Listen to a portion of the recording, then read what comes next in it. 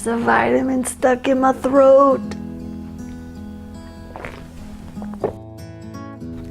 Hey, it's Amy with Ask a Christian, and we are on the second video of our 3-part series on why religion, why do we worship, and why do Christians read and study and follow their Bible? What's the point anyway?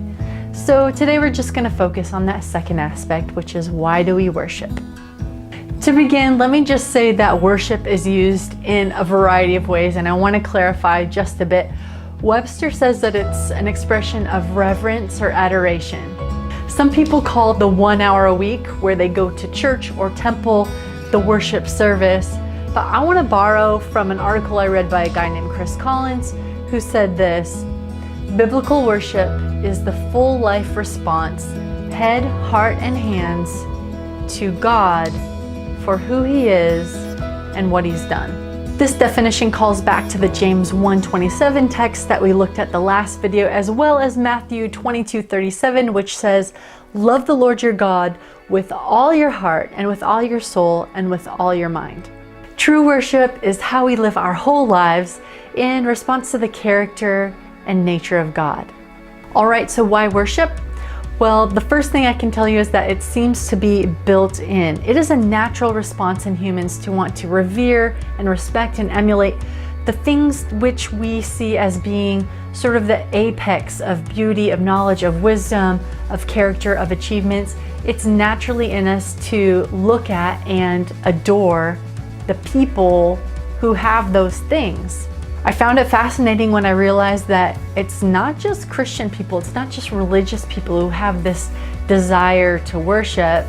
Even those who are non-religious feel an overwhelming sense of something at one point or another. In fact, I remember watching a debate with Richard Dawkins where he said, "I think when you consider the beauty of the world and you wonder how it came to be what it is, you are naturally overwhelmed with a feeling of awe, a feeling of admiration, and you almost feel," he said, "a desire to worship something."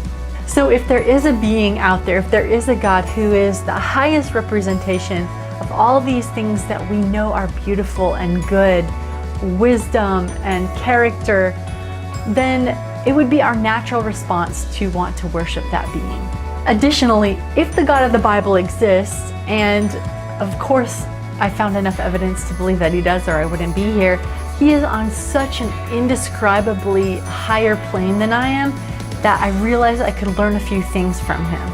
As Christian author John Ortberg put it, "I need to worship because my natural tendency is towards self-reliance and stubborn independence." When we acknowledge the fact that there is a higher power than ourselves, we put ourselves in a place of being able to learn from that power. So that's another reason to worship. In summary, the reason that the Christian worships is because they have caught a glimpse of the beauty and the character and the goodness and the achievements of the God of the Bible, and it's a natural response to want to live their lives in a way that honors that. In our third and final segment in the series, we're going to look at how humans can even catch that glimpse, how we can even start to understand the character of God. What about you? What character trait or achievement causes you to want to worship? Please share with the community in the comments section below. For any questions, comments, or to see other resources, please check our description box. And as always, I'm wishing you joy and peace for your journey. I will see you next time. Ortberg. As Christian author John Ortberg put it, what did he put? I don't know.